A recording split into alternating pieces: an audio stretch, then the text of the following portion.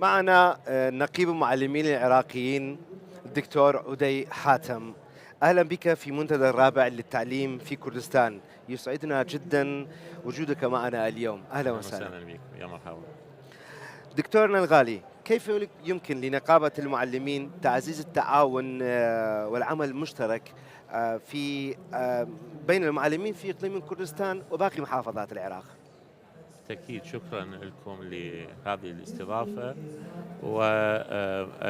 والموضوع مهم جدا، هو أنه دائما يبقى المعلم في العراق على مستوى إقليم كردستان أو على مستوى المناطق الاتحادية الأخرى بتواصل مع بعض.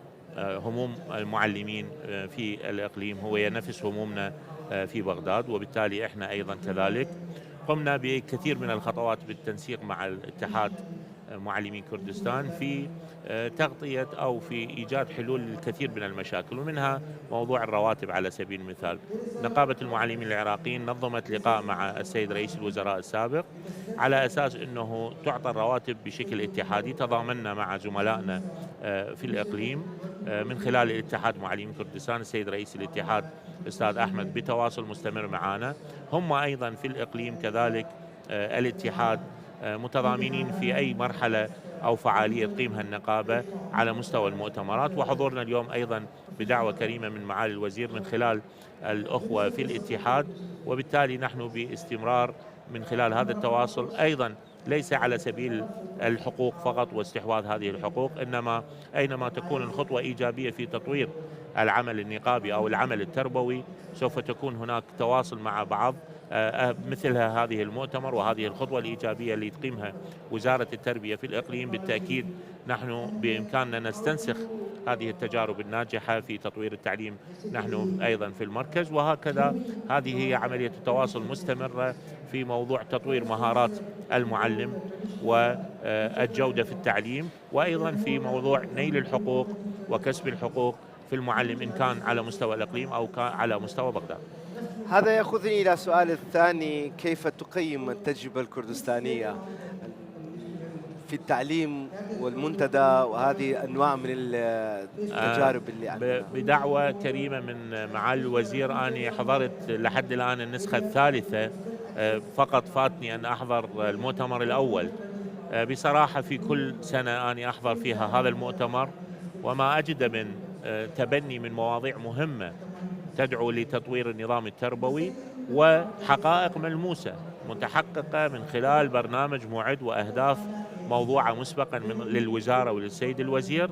بالتأكيد هو محل فخر واعتزاز أن لا ضير أنه نتفاخر بهذه التجربة، تجربة ناجحة ملموسة بشكل واقعي، أنه الإيجابية سنويا والتطور سنويا حادث على المستوى الدولي. ممكن أن تكون هذه التجربة رائدة، فضلا عن إحنا في بلدنا مستوى التعليم أو تجربة التعليم هي تجربة رائدة على مستوى المنطقة. وبالتالي ما تنهض به وزارة التربية في الإقليم من إنجازات على كل الأصعدة هو عملية استهداف المعلم والبيئة والمستلزمات والمناهج وتطويرها بالحداثة اللي موجودة بالعالم. بالتأكيد هذا يسعدنا وهو محل فخر إلنا، ونهنئ بصراحة هذه الخطوات. ونحن متأكدين بما أنه المسيرة بخطوات ناجحة وواقعية وبالاتجاه الصحيح سوف تستمر هذه التجربة أن تكون رائدة ومحل بصراحة اعتزاز لكل المنطقة. شكرا دكتور الغالي. كنقيب نقابة المعلمين في العراق، بعيدا عن الدفاع عن حقوق المعلمين، ما هو دور النقابة في تطوير مهارات الحديثة عند المعلمين في كردستان وفي العراق؟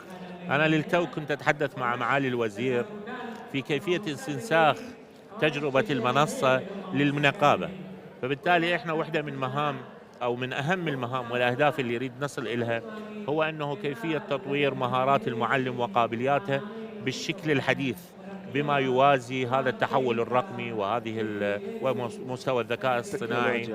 وبالتالي ما وجدناه من منصة معدة من قبل وزارة التربية ممكن أن توظف بمثل ما وظفت في الإقليم ممكن أن توظف للمعلم في تطوير قابلياته. هذا من باب آخر، نحن بعيدا مثل ما تفضلتم، هذا واحدة من أهدافنا هو متابعة حقوق ومستحقات المعلم، لكن أيضا من الأهداف الأساسية لمؤسسة تربوية مثل نقابة المعلمين ووزارة التربية وكل المؤسسات المعنية هو كيفية أن ترتقي بمفردات التعليم ومنها المعلم في موضوع تطويره وزيادة مهاراته وتدريبه بشكل مستمر، وجعله يواكب التطور العلمي والمعرفي في العالم بشكل صحيح. وبالتالي هذه واحدة من أهدافنا، ونحن نسعى لتطوير من خلال إقامة هذه المؤتمرات وورش التدريب وعقد الصفقات والاتفاقيات مع منظمات دولية صاحبة تجربة. وبالتالي نحن على كل هذه الأصعدة نسعى إلى مراقبة أيضا المناهج وطرائق التدريس الحديثة وتوفير أيضا بيئة. الأساس في أنه نحن نضمن الحقوق أو ندافع عن حقوق المعلم هو أن نوفر بيئة مناسبة حتى تصرف ذهن المعلم وقابليات المعلم بالاتجاه اللي هو يطور به مهاراته، أن يكون إنسان مستقر مهنيا ووظيفيا حتى يلجأ لتطوير مهاراته. والآن أدعو كل زملائنا في الإقليم وفي بغداد أن يواكبوا حداثة التعليم، لأنه هذا الموضوع سوف يصار إلى أنه التنافس موضوع وجود على مستوى واقعنا التربوي والتعليمي في بناء الأجيال، ووجود على المستوى الشخصي للمعلم. كلما كان محصن بمعلومات ورصانة في التعليم كلما كان وجوده ضروري في العملية. سوف أنهي مقابلتي مع سيادتكم بالسؤال الأخير: ما هو التحدي الأكبر الذي يواجهه المعلم العراقي اليوم في كردستان وفي باقي محافظات حسب علمكم؟ احنا قلنا احنا لن ننصرف على فقط موضوع استحقاقاته وحقوقه، لكن هذا هو تحدي كبير في كيفية أن نوازن بين هذه التحديات اللي هي توفير حقوقه.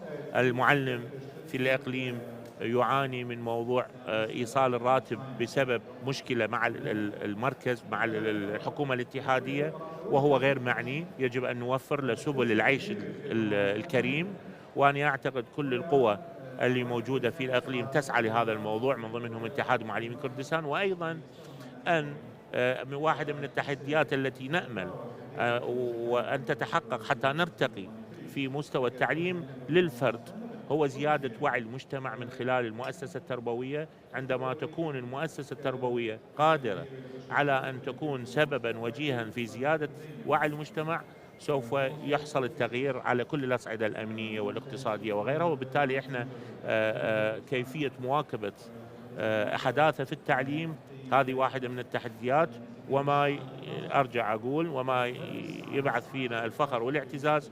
وجدنا تجربة رائدة وناجحة وواقعية في وزارة التربية في الإقليم هي تسعى لكيفية مواكبة هذا التعليم بالتنسيق مع المنظمات الدولية.